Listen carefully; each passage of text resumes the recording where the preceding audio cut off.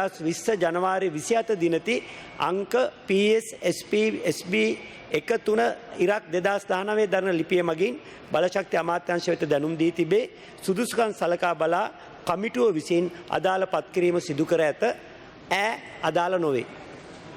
ස්තුතියි ගරු ඇමතුමා, මම හිතනවා පිළිතුරු ලබා දීම තුළ එතුමාගේ වෘත්තියට, එතුමාගේ හැකියාවට, ඒ වගේම එතුමාගේ උගත්කමට යම් ගෞරවයක් දීම සඳහා යම් හැසිරීමක් සිද්ධ කරා. මම මගේ ප්‍රශ්නෙත් ගරු කතානායකතුමා අහන්නේ ඒ වගේ ඌට ගරුත්වයක් ලබා දීම සඳහා වූ ප්‍රශ්නයක්. ගරු කතානායකතුමනි, ඔබේ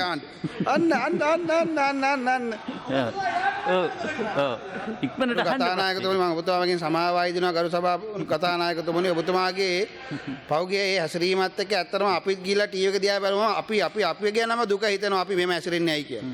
ඒ නිසා ගරු කතානායකතුමනි, දැන් බලන්න බුද්ධික පතිර මන්ත්‍රීතුමා කතා කරපු වෙලාවේ දැන් අහනවා, මේ අහනවා. කවුද? එන්නකො මගේ දෙන්න බලන්නකො කියලා තියෙනවා මගේ වෙබ්සයිට් එකට මගේ රිසල්ට්. ගරු ඇමතිතුමනි, දැන් මේ වියත් ආණ්ඩුවේ වියතුන් හරහා නිර්මාණය කරන විශේෂයෙන්ම මේ ඔබේ ජනාධිපතිතුමා මේ පත්කිරීම මණ්ඩලයකින් තමයි මේ පත් වෙන්නේ. මම අහන්නේ දැන් මේ සභාපතිවරයා පිළිබඳව නෙමෙයි, මේ සභාපතිවරයා පිළිබඳව රටේ යම් මතයක් තිබෙනවා. මොහු හොරකම් වසන සභාපතිවරයෙක්ද කියලා මම මෙහෙම අහන්නේ. කරු ඇමතිතුමනි, මේ වරාය සභාපති අයින් වෙනවා. රටට කිව්වේ දේ දැක්කනේ. කරන්න බෑ, වෙන්නේ හොරකම්, අපිට මේ වගේ යන්න බෑ. ඊළඟට වියලවි මණ්ඩලයේ සභාපතිවරයා අයින් වෙනවා. කියන්නේ මොකක්ද? මේ වියතුන්නේ, මේ වියතුන් මේ කමිටියෙන් පත්විච්ච කණ්ඩායම. වුන් කියනවා හැබැයි මේක ඇතුලේ ඉද්දි කියනවා නම් තවත් හොඳයි, අපි වගේ ඔබතුමා වගේ මොකද ඇතුලේ ඉද්දි සටන් කරන්න ඕනේ. ඒක තමයි වැදේ. එතුමාලා කියනවා බෑ, හොරකමකට යන්නේ, වංචාවකට යන්නේ අපිට බෑ. ඊළඟට තමයි මණික්කා සරණාපන. ඒ සේම ඊළඟ මහ බැංකු අධිපතිවරයා. ඒ වගේම මේ සියලු සභාපතිවරු එළියට ඇවිල්ලා කියනවා අපිට ඉන්න බෑ, හොරකම් කරන්න කියලා. නමුත් ඔබේ සභාපතිවරයා එහෙම නැති වෙන්න පුළුවන්. නිසා මම අහනවා මේ ඉන්න සභාපතිවරුන්ට යම් කැලැල්ලක් තියෙනවා එළියේ. මේ සියලු මොකද ඔබේ අමාත්‍යාංශය තුල මහා දැවැන්ත හොරකමක් සිද්ධ වෙනවා කියන තියෙනවා. මොකද රාය 12ට අත්සන් කරලා ඇමරිකාවෙන් කොමිස් ගත්තයි කියලා. ඒකේ කොටසක් මේ සභාපතිවරයාට යනවද කියන කාරණේ තියෙනවා. යනවා, ඒ නිසා හඟවගෙන ඉන්නවා කියන කාරණේ කියනවා. එහෙම නැද්ද? එවැනි සභාපතිවරයෙක් නොවන බව ඔබට 100% විශ්වාසය තියෙනවද කියන කාරණේ අහන ගමන් කරු කතානායකතුමනි අවසන් කරනවා. මොකද මේ ආණ්ඩුව තුළ එතුමාගේ අමාත්‍යාංශයේ ඇසීම පිළිබඳව අපි සතුටු වෙනවා. ඔබතුමා කියනවා බුරනවා, වැරදි නිසා බුරනවා කියලා. හැබැයි ආණ්ඩුව හදන්නේ ඔබලට එන්නත් දීලා තියෙනවා, හැපුවටත් කමන්නේ, ජල බීතිකාව අපිට හැදෙන්නේ නැහැ කියන සැකේ ආණ්ඩුව තුළ තියෙනවා. මොකද බල්ල හැපුවට වැඩක් වෙන්නේ නැහැ, ජල බීතිකාව ඉන්නත විදලා තියෙන කියන කාරණේ තුල ඔබතුමාලා කොතෙක් කෑ ගැව්වත් හොරකම ඔබතුමාගේ දෙවෙනි ප්‍රශ්නේම කරනවා කියන මතයේද ඉන්නේ ආණ්ඩුව. රයිට්. ප්‍රශ්න දෙකම ඇහුවා. කතානායකතුමනි, මුලින්ම කියන්න ඕනේ ගෑස් මිලදී ගැනීම පිළිබඳ අදාළ වන්නේ විදුලි බල අමාත්‍යාංශයට, ඒ වගේම යුගදන විදුලි බලාගාරයේ කොටස් විකිණීම අදාළ වන්නේ මුදල් අමාත්‍යාංශයට. ගෑස් ශ්‍රී ලංකාවේට ආනයනයේ බෙදා හැරීම සහ ගබඩා කිරීම නියාමනය කිරීමයි මගේ අමාත්‍යාංශයට පැවරෙන්නේ. ඒ නිසා ගිවිසුම ඍජුවම අදාළ වෙන්නේ මගේ අමාත්‍යාංශයට නෙවෙයි, නියාමනයේ පැත්තෙන් අපිටත් අදාළයි. ඒ නිසා කංජතෙල් නීතිගත සංස්ථාව කිසිම ආකාරයකට ඒ ගිවිසුමට කිසිම ආකාරයකින් සභාපතිතුමාවත් කංජතෙල් සංස්ථාවවත් සම්බන්ධ වෙන්නේ නැහැ. මොකද ඒක ගෑස් විෂය කංජතෙල් සංස්ථාවේ විෂයපතෙන් පරිබාහිර වූ වෙනත් විෂයක්. නමුත් මගේ අමාත්‍යාංශයේ නියාමනයට යටත්. සභාපතිතුමා පිළිබඳ කවුරු හරි පැමිණිල්ලක් කළොත් ඒ සෑම පැමිණිල්ලක් පිළිබඳව අපි සොයා බලලා තියෙනවා. එතුමා ගැන ඒ කරු පැමිණිලි වල සොයා බැලීමෙන් එතුමාට එරෙහිව තිබුණේ චෝදනාවලට පදනමක් අපිට තිබුණේ නැහැ. හැබැයි හෙටත් චෝදනාවක් තියෙනවා නම් ඉදිරිපත් කරන්න, ඒ ගැන අපක්ෂපාතීව පරීක්ෂා කරන්න අපි සූදානම්. හරි. බොහොම ස්තුතියි. දෙවෙනි ප්‍රශ්නෙට ඇහුවා නේද? දෙවෙනි වතුර ප්‍රශ්නේ. බෙහෙත් විදපු ප්‍රශ්නයක් ඇහුවා. ඔව්. හරි, අහන්න. ඔකේ දෙවෙනි ප්‍රශ්නේ. කතානායකතුමා තරහින් ඉන්නේ නේ. එහෙම වෙන්න එපා කතානායක. ඔව්, කිරියල්ල මන්ත්‍රී. දැන් එක වගේ අපිත් ගරු ඇමතුමනි, ඔබතුමා ප්‍රකාශයක් කළා තිබ්බා, මම පුදුම වුණා. මේ තිරිකුණාමලේ තෙල් ටැංකි සියල්ලම ඉන්දියාවට දීලා තියෙනවා කියලා. ගරු කතානායකතුමනි, මේක සම්පූර්ණ වැරදි ප්‍රකාශයක්. මේ තෙල් ටැංකි 100ක් තියෙනවා. ඒකෙන් 15ක් දුන්නා IOC එකට. ඉතුරු 15 තියෙන්නේ ඉන්දියාව ශ්‍රී ලංකාවයි ඒකාබද්ධව ඒක දියුණු කරන්න ඕන. එතකොට ඒක වුණේ නෑ. joint development with India. නමුත් ඒක උඩේ නෑ. ඒකාබද්ධව දියුණු කරන්න අපි තෙල් ටැංකිය ඉන්දියාවට පවරලා නෑ. ඒක වැරදි ප්‍රකාශයක්. මම කඩගාටු වෙනවා ඔබතුමා ප්‍රකාශ කරන. නිවැරදි කරන්න. ගරු කතානායකතුමනි මා මිත්‍ර පරිණත දේශපාලකයෙක් වුණු ලක්ෂ්මන් කිරිවැල්ල ඇමතුමා සමහරට එතුමාගේ වයස නිසා වෙන්න ඇති අමතක වෙන්න ඇති මොකක්ද උනේ කියලා මම ඔබතුමාට මේ ඔබතුමාලා අස්සන් 2003 පෙබරවාරි මාස 7 වෙනිදා අස්සන් කරපු ගිවිසුම ඉංග්‍රීසි භාෂාවෙන් තියෙන්නේ. නමුත් ඔබතුමාට හොඳට ඉංග්‍රීසි භාෂාව තේරෙනවා. මේක මුළු රටටම ඇහෙන්න මං කියන්නම්. ඒතර ඔබතුමාම තීරණය කළ රටට කියන්න මම කියන්නේ ඇත්තද ඔබතුමා කියන්නේ ඇත්තද? මේ ගිවිසුම පටන් ගන්නේ The agreement is made and entered into on the 7th day of February in the year of 2003 at Colombo. ඒ කියන්නේ 3003 කියන්නේ ගරු අමාත්‍යතුමනි ඔබතුමා අමාත්‍ය ධූරයක් දරපු ආණ්ඩුව තිබුණු කාලේ. මේ ගිවිසුමේ සඳහන් වෙනවා whereas the CPC's possess of the China Bay installation consisting of 99 storage tanks deemed to be having a capacity of approximately 10,000 metric tons each and other ancillary facilities including premises, pipelines, pumps, loading, discharging facilities for petroleum products situated on the land, a sketch of which is in Annexure 1, hereinafter called and referred to as the storage facility. ගරු ඇමතුමා මේක කියන්නේ ගරු මන්ත්‍රීතුමා නිසද්ද වෙන්න. අනේ මේක ගරු ඇමතුමා සංවේදී කාරණයක් මට මේ කාරණේ පැහැදිලි කරන්න ඉඩ දෙන්න. එතුමාට උත්තර දෙන්න නිසද්ද වෙලා. ගරු කතානායකතුමනි මේකේ කියවෙන්නේ මේ ස්ටෝරේජ් ෆැසිලිටි අනුවෙන් අදහස් කරන්නේ මට මේ කිව්වට පස්සේ එතුමාට දෙන්න අවස්ථාව. ද ස්ටෝරේජ් ෆැසිලිටි අනුවෙන් අදහස් කරන්නේ තෙල් ටැංකිය 99 කියන එක තමයි මම දැන් කියවපු තමුන්නාන්සලා අත්සන් කරපු ගිවිසුමේ ඡේදයේ සඳහන් වෙන්නේ. ඊළඟ එකෙන් කියවෙනවා and whereas the said LIOC has requested and the GOSL and CPC have agreed to lease the storage facility කියලා කලින් නිර්වචනය කරා ටැංකිය 99 කියලා and the land appertinent thereto to the LIOC for a period of 35 years. ගරු කතානායකතුමනි සරල ඉංග්‍රීසි භාෂාව තේරෙනවා නම්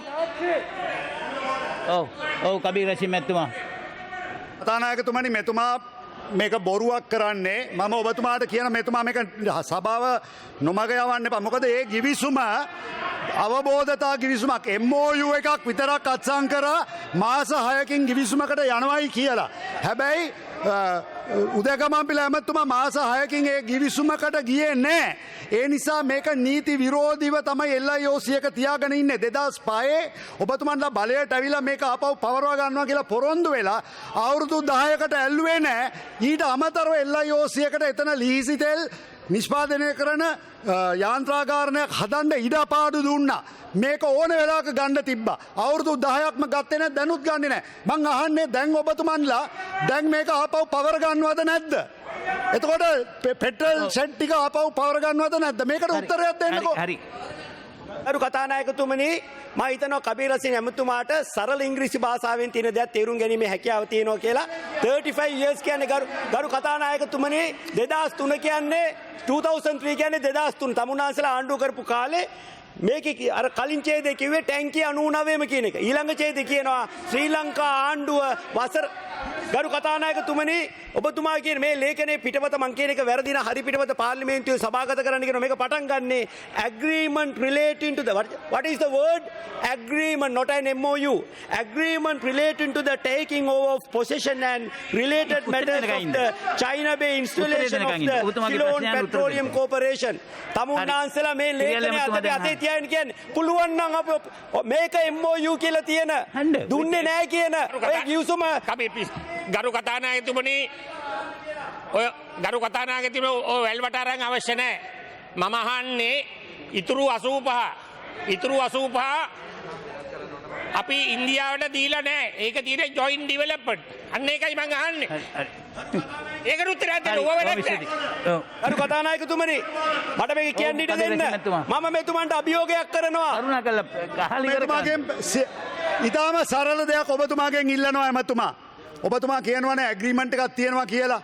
මේ ඇග්‍රීමන්ට් එක සභාගත කරන්න ජනතාවට හෙළි කරලා පෙන්වන්න. එතකොට අපි පිළිගන්නම්. පෙන්වන්න ඇග්‍රීමන්ට් එකක් නිශ්චිතව තියෙනවද කියලා. එතකොට අපි පිළිගන්නම්. මේක ගන්නවද නැද්ද කියලා කිරියල් ඇමතුම ඇහුවා. මේක ගන්නවද නැද්ද කියලා මේ රටට අද කියන්න. බොහොම ස්තුතියි පැටුවට. දැන් ඔබතුමා උත්තර දෙන්න ඕක. හරි මේක මගේ අද දින මගේ කතාව ඇතුළත මම මේ ගිවිසුම සභාගත කරනවා. ඒ වගේ මම ඔවුන්ට අභියෝග කරනවා. අර කියන MOU එක වාම අද දවස් ඇතුළත ඔවුන් සභාගත කළ යුතුමයි. බොහොම ස්තුතියි. හරි. ඔව් මනුෂ්‍ය නායක කර මන්ත්‍රීතුමා. ගරු කතානායකතුමනි මේ අපේ ඇමතිතුමා පළවෙනි කනිජ තෙල් ඇමතිතුමා නෙවෙයි. සුසිල් ප්‍රේමජයන්ත ඇමතිතුමා ඊයේ රූපවාහිනී වැඩසටහනකට ගිහිල්ලා මේකේ ඇත්ත කතාව කිව්වා. මෙතුමා කියන්නේ බොරු. හරි බොරු කියන්නේ. සුසිල් ප්‍රේමජයන්ත ඇත්ත කිව්වා ඊයේ. දැන් ඒක ඉවරයි. එතුමා සභාගත කරුවා උත්තර හොයාගන්න ඊට පස්සේ. හරි. බොහොම ස්තුතියි. ඔව්. ඔව්. චාමර ඇමතුමා මන්ත්‍රීතුමා කියන්න. ගරු කතානායකතුමා මේ ගැන හොඳට දන්නවා රනිල් වික්‍රමසිංහ මහත්තයා. එතුමාගෙන් අහන්න කිරියල්ලට. හරි බොහොම ස්තුතියි. හරි හේෂා විතානගේ මන්ත්‍රීතුමා ඊළඟ ප්‍රශ්නය අහන්න අධ්‍යාපන ඇමතුමාගේ. මානවා ගරු කතානායකතුමනි. අධ්‍යාපන ඇමතුමා උත්තර දෙන්න. ඔව් දයාසිරි ජයසේකර ඇමතුමා. මේ ප්‍රශ්නේ විසඳගන්න ඕන නිසා මට ඔබතුමාගේ ඔය මේ ඩොකියුමන්ට් එකේ තියෙනවද මාස 6කින් පසු ඉස්තිර කිවිසුමකට එළඹීම සඳහා වන යම් කොන්දේසියක් ඔගේ දාලා තියෙනවා කියලා ඔබතුමා මට කරුණාකරලා කියන්නකෝ. එතකොට මේ දැන් අපේ කවුද මේ කවිරසින් මැතිතුමා කියන්නේ මේක අත්සන් කරා. හැබැයි මාස 6කට පස්සේ මේක නැවත ඉස්තිර කිරීම සඳහා වන කිවිසුමකට එන්න ඕනේ කියලා මම අහනවා ඔබතුමාගෙන් එහෙම කැලලක් ඕක ඇතුලේ තියෙනවද කියලා. ස්ථීර ගිවිසුමක් නෙවෙයි මේට අදාළ කල්බදු ගිවිසුම. ගිවිසුම අත්සන් කළා ඉවරයි. කල්බදු ගිවිසුම අත්සන් නොකළ නිසා තමයි තමුන්නාන්සලා කල්බදු ගිවිසුම කියන එක දන්නේ නැත්තම් දැන් ගරු කතානායකතුමනි බොරුවට වාද කළ වැඩක් නැහැ. මම නිල ගිවිසුමයි කියන එක අද මම පාර්ලිමේන්තුවේ සභාගත කරනවා. ඒ වගේම ලක්ෂ්මන් කිරියල්ල ඇමතුමයි කබීර් රසින් මන්ත්‍රීතුමයි අද දිනේ මේ ගිවිසුම වැරදි කියනවා නම් හරි ගිවිසුම ඔවුන් අත්සන් කළ හරි ගිවිසුම අද දිනේ ඇතුළත සභාගත කළ යුතුයි. නැත්නම් කළ ප්‍රකාශ ජාතියට බොරු කිරීම සම්බන්ධයෙන් අද ජාතියෙන් සමාවගත යුතුයි කියලා සඳහන් කරනවා. හරි දැන් ඉවරයිනේ ඒක. දැන් ඉවරයි. එතුමා සභාගත කළා ඊට පස්සේ විවාදයක් ඉල්ලගන්න. විවාදයක් ඉල්ලගන්න එදා. අලුතෙන් විවාදයක් ඉල්ලන්න. සභාගත කෙරුවට පස්සේ. ඔව් කබීර් රසින් මන්ත්‍රීතුමා කියන්න. ගරු ඇමතුමනි මේ දැන් ඔබතුමා කියනවනේ මේ දැන් ඔබ හෙට අනිද්දා මේක ගන්න යනවා කියලා 2005 ඔබතුමාලා බලයට ආවම ඇයි ඔබතුමාලා ඒ වෙලාවේදී ඒ ගිවිසුමක් කියනවා නම් අවලංගු කරලා ගත්තේ නැත්තේ? මේ අවුරුදු 15ක් ගිහිල්ලා මොකද්ද මේ කතා කරන්නේ? කරුණාකරලා අධ්‍යාපන ඇමතුමා උත්තර දෙන්න. සුසිල් ප්‍රේමජයන්ත ඇමතුමා අධ්‍යාපන ඇමතුමා උත්තර දෙන්න ප්‍රශ්නෙට. ගරු හේෂා විතානගේ ගරු මන්ත්‍රීතුමාගේ ප්‍රශ්නයට පිළිතුරු එක ශ්‍රී ලංකාවේ ඇති බෞද්ධ විශ්වවිද්‍යාල සංඛ්‍යාව 2යි. දෙක ප්‍රශ්නය ඒවා පහත නම් සඳහන් පරිදි බෞද්ධ විශ්වවිද්‍යාල 2යි. ශ්‍රී ලංකා භික්ෂු විශ්වවිද්‍යාලය අනිත් එක ශ්‍රී ලංකා බෞද්ධ හා පාලි විශ්වවිද්‍යාලය. ඊළඟට 3 පිළිතුර අමාත්‍යාංශවලට අදාළ විෂයපතයන් වෙන් කිරීමට අදාළ අංක 74යි 2194 හා 20යි 20 9යි 25 දිනති අතිවිශේෂ ගැසට් පත්‍රයේ මගින් මෙම විශ්වවිද්‍යාල දෙක අධ්‍යාපන අමාත්‍යාංශයට යටතට අරගෙන ඇත. ඒ වගේම 4 අදාළ නොවේ. 5 ඔව් පිළිතුර පරිපාලන හා මූල්‍ය කටයුතු මෙහෙයවීම සහ අධීක්ෂණ අධ්‍යාපන අමාත්‍යාංශ මගින් සිදුවන අතර එහි ප්‍රමතිය ඒ කියන්නේ විෂයානුබද්ධ ප්‍රමතිය පිළිබඳව මෙහෙයවීම හා අධීක්ෂණය ප්‍රධාන වශයෙන් සිදු කරන ලබන්නේ එම විශ්වවිද්‍යාලයේ පාලක සභාව. එම පාලක සභාවන් සඳහා අමාත්‍යාංශයේ ලේකම්වරයාගේ නියෝජිතයෙකු නිල බලයෙන් පත්වන අතර විෂයභාර අමාත්‍යවරයා විසින් විෂය දැනුම ඇති නියෝජිතයන් පත් කරනු ලබයි. අදාළ නොවේ. ගරු ඇමතුමා බොහොම ස්තුතිවන්ත වෙනවා. ඔබතුමා ලස්සන වෙලා වෙනස් වෙලා මේ හරි හරි මන්දන්න මගේ පළවෙනි අතුරු ප්‍රශ්න විදිහට අහනවා මම ගරු කතානායකතුමනි අධ්‍යාපන ඇමතුමත් ඉන්න වෙලාවේ විශ්වවිද්‍යාල ප්‍රතිපාදන කොමිෂන් සභාවේ ගරු සභාපති ජ්‍යෙෂ්ඨ මහාචාර්ය සම්පත් අමරතුංග මැතිතුමා ප්‍රකාශයක් කරා දිනේෂ් ගුණවර්ධන ගරු ඇමතුමා මේක මේ රටේ විශ්වවිද්‍යාල ප්‍රජාව බලාපොරොත්තු වෙන උත්තරයක් ඔබතුමාත් මේක ගැන පොඩ්ඩක් අවධානය යොමු කරොත් වැදගත් වෙනවා. රාජ්‍ය පරිපාලන අමාත්‍යාංශය චක්‍රලේඛන නිකුත් කරනවා මේ කොරෝනා සමයේ කිරිදෙන මව්වරුන් සඳහා රාජ්‍ය සේවයේ නියුත අයට අවුරුද්දක් යනකම් වැටුප් සහිත නිවාඩු ලබා දෙනවා කියලා. ඒක විශ්වවිද්‍යාල ප්‍රතිපාදන කොමිෂන් සභාවේ සභාපති සම්පත් අමරතුංග මැතිතුමා විශ්වවිද්‍යාල වලටත් අදාළයි කියන කාරණාව ප්‍රකාශයක් බවට පත් කරනවා. එවැනි තත්ත්වයක් තුල තිබියදී ගරු ඇමතුමනි රුහුණ විශ්වවිද්‍යාලයේ උපකුලපතිවරයා එවැනි ආකාරයේ විශේෂයෙන්ම එතුමා ළමා රෝග විශේෂඥ වෛද්‍යවරයෙක් එතුමා නිර්දේශ නිකුත් කරනවා එහෙම හැකියාවක් නැහැ සේවයට පැමිණෙන්නේ නැත්තම් නොපැමිණෙනවා නම් වැටුප් කප්පාදු කරනවා කියලා. ඉතින් මම අහනවා විශ්වවිද්‍යාල ප්‍රතිපාදන කොමිෂන් සභාපතිවරයාගේ නිර්දේශ තියෙනවා රාජ්‍ය පරිපාලන චක්‍රලේඛය ඒක පිළිගත්තා කියන එක එතනින් ගම්ම්‍ය වෙනවා එවැනි වටපිටාවක් තුල මේ විශ්වවිද්‍යාල පද්ධතිය තුල මෙවැනි විකෘතිභාවයන් නිර්මාණය කිරීම මේලා සුදුසු නැහැ කියලා අපි විශ්වාස කරනවා. ඒ ගැන ඔබතුමාගෙන් මේ ප්‍රශ්නේ තුලදී පිළිතුරක් ලබා දෙන්නට අපි ගරු ඇමතුමාගේ පිළිතුරක් ලබා දෙන්න මම ඒක ඊටාම වටිනාකමක් දැනේ රාජ්‍ය ඇමතුමා හරි කමක්. රාජ්‍ය පරිපාලන ලේකම්වරයා චක්‍රලේඛනයක් නිකුත් කරලා තියෙනවා නම් ඒ රාජ්‍ය පරිපාලන ලේකම්වරයා නිකුත් කළ චක්‍රලේඛනයට අනුව කටයුතු කරනවා. හරි. කටයුතු කරන්නේ නැහැ කියලා කියනවා. ඒකයි මම කිව්වේ. ඔබතුමා කියන එක තමයි ඒක තියෙන්නේ. එහෙම කටයුතු නොකරනවා නම් අපිට පුළුවන් එක හොයලා බලන්න. එළ බලන්නේ වෙනුවෙන් මොන හරි ඇක්ෂන් එකක් ගන්නවා කියලා ඇමතුමා කිව්වේ. මොකද මේ මට අදාළ එකක් නෙවෙයි.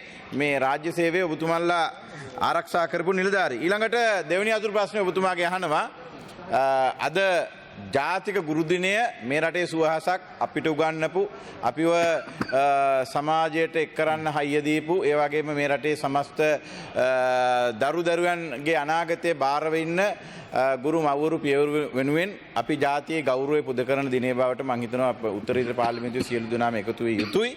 මම ඊයේ දිනේ මම අහ ප්‍රශ්නේ තමයි ජාතික ගුරු දිනේදීවත් ඊයේ ජාත්‍යන්තර ගුරු දිනය අපේ මේ ගුරු සංගම්වල ගේන දේශපාලන කාරණාව පැත්තකින් තියලා ඒත් ගුරු සංගම්වල එකතු කරගන්න හදන දේශපාලන හයිය පැත්තකින් තියලා මේ රටේ සමස්ත ගුරු ප්‍රජාව වෙනුවෙන් මේ රටේ අහිංසක දරුවන්ගේ නැනස පාදන ගුරු ප්‍රජාව වෙනුවෙන් අද දිනේදීවත් මේ පාරවල් ගානේ ගුරුවරු හිටවලා තියෙන එකෙන් ඔබට ගිහිල්ලා රටේ සමස්ත ගුරු ප්‍රජාව අහිංසක දරුවන්ගේ අධ්‍යාපන වෙනුවෙන් එකතු කරගන්න පුළුවන් වැඩපිළිවෙලක් වෙනුවෙන් ප්‍රකාශයක් නිකුත් කරන්න දවසක් කරගන්න බැරිද කියලා ඔබතුමාගේ අහනවා. ඔබතුමා කියනා වගේ අද ජාත්‍යන්තර ගුරු දිනයට සාපේක්ෂව ලංකාවේ පවත්වන ජාතික ගුරු දිනය. ඉතින් මේ දිනේදී අපි විශේෂයෙන්ම සඳහන් කරන්න ඕන ගුරුවරු කියලා කියන්නේ මේ රටේ සුවහසත් දරුවන්ට නිවැරදිව මඟ පෙන්වන ඒ අයගේ අනාගතය හදාගන්න උදව් කරන පිරිසක්. ඒ අයට යම් අසාධාරණයක් ඒ වැටුප් විෂමතාවයක් තියෙනවා කියලා රජය පිළි අරගෙන තියෙනවා. ඒ සඳහා විසඳුම් යෝජනා කරලා තියෙනවා. මේ ජාතික අයවැය ඉදිරිපත් කරනවා නොවැම්බර් මාසේ. එතනදී ඒ ගුරුවරුන්ගේ ප්‍රශ්නේ සඳහා විසඳුම් දෙන්න රජය තීරණය කරලා තියෙනවා.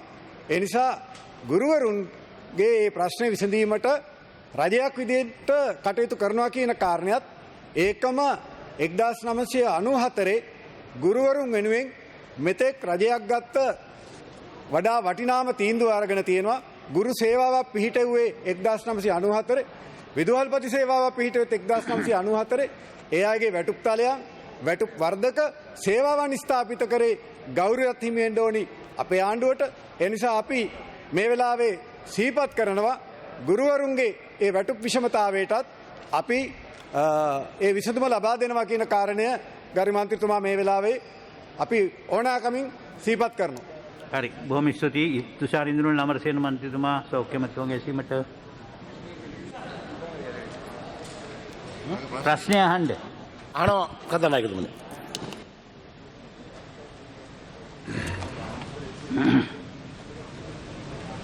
ප්‍රශ්නයේ කොටස පිළිතුර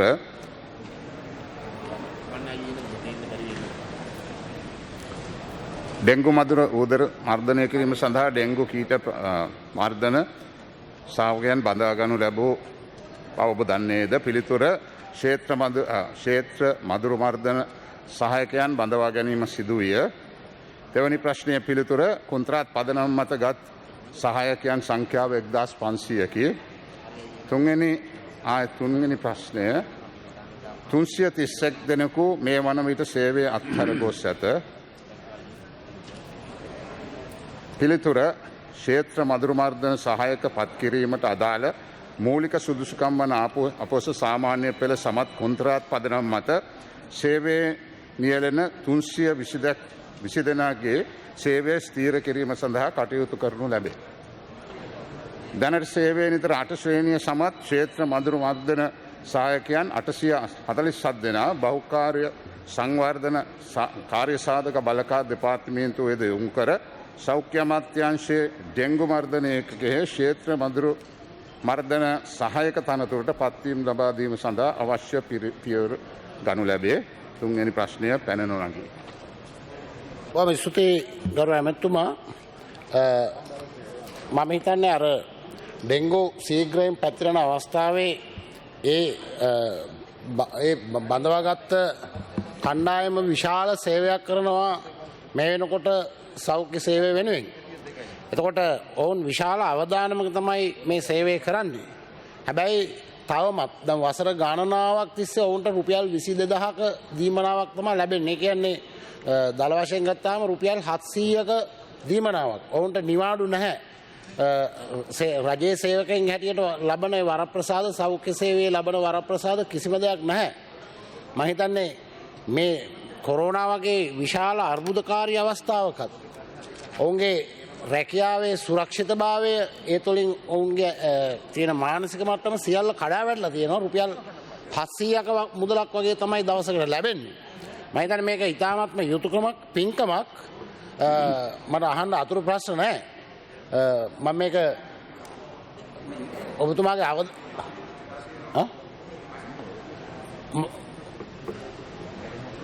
ඔව් 6/2006 චක්‍රලේඛනය අනුව බඳවා ගැනීමේදී අවම සුදුසුකම විය යුත්තේ 6/2.